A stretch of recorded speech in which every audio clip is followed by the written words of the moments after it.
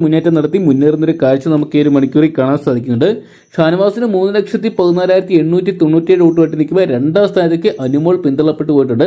അനുമോൾക്ക് ഈ ഒരു മണിക്കൂറിലെല്ലാം തന്നെ വോട്ടിംഗ് തകർച്ച നേരിട്ടിട്ടുണ്ട്. 3,10,324 വോട്ടിട്ട് അതിന് നല്ലൊരു മുന്നേറ്റം തന്നെ കാഴ്ചവെക്കുമ്പോൾ മൂന്നാം സ്ഥാനത്ത് ജിസേൽ തന്റെ സ്ഥാനം വിടാതെ പിന്തുടർന്നുകൊണ്ടിരിക്കുകയാണ്.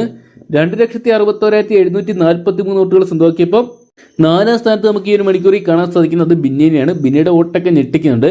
2,31,618 വോട്ടുകൾ സ്വന്തമാക്കിയപ്പോൾ അഞ്ചാം സ്ഥാനത്ത് ആദില നൂറ തുടങ്ങിയവരുടെ ഒരു കടന്നുകയറ്റയുടെ മുന്നേറ്റം തന്നെയാണ് ഏറ്റവും ശ്രദ്ധേയം. വോട്ടിംഗ് തകർച്ച നേരിട്ട് അവർ ഇപ്പോൾ വോട്ടിങ്ങിന് മുൻപോട്ട് വരികയാണ്. 2,28,219 വോട്ടുമായിട്ട് നിൽക്കുമ്പോൾ ആറാം സ്ഥാനത്തേക്ക് പിന്തള്ളപ്പെട്ട് വരികയാണ് ആര്യന്റെ വോട്ട് വലിയ രീതിയിൽ തകരുന്നുണ്ട്.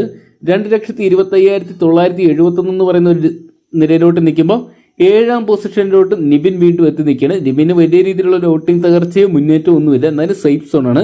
1,91,040 വോട്ടുകൾ മാത്രം സ്വന്തമാക്കാൻ സാധിച്ചപ്പോൾ എട്ടാം സ്ഥാനത്ത് ശരത്തപ്പാനി കഴിഞ്ഞ മണിക്കൂറുകളെക്കാൾ നേരിയൊരു മുന്നേറ്റം കാഴ്ചവെച്ച് പുറത്തു വരുന്നുണ്ട്.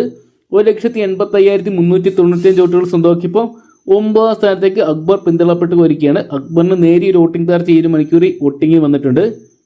1,79,216 വോട്ടുകൾ മാത്രം സ്വന്തമാക്കാൻ സാധിച്ചപ്പോൾ സെക്കൻഡ് ലാസ്റ്റ് 10ാം സ്ഥാനത്ത് RJ ബിൻസി തുടരുകയാണ്. 1,54,819 വോട്ടുകൾ മാത്രം RJ ബിൻസിക്ക് സ്വന്തമാക്കാൻ സാധിച്ചപ്പോൾ 11ാം സ്ഥാനത്താണ് ഈ ഒരു മണിക്കൂറിൽ നമുക്ക് ശൈത്യനെ കാണാൻ സാധിക്കുന്നത്. 1,51,734 വോട്ടുകൾ മാത്രമാണ് ശൈത്യ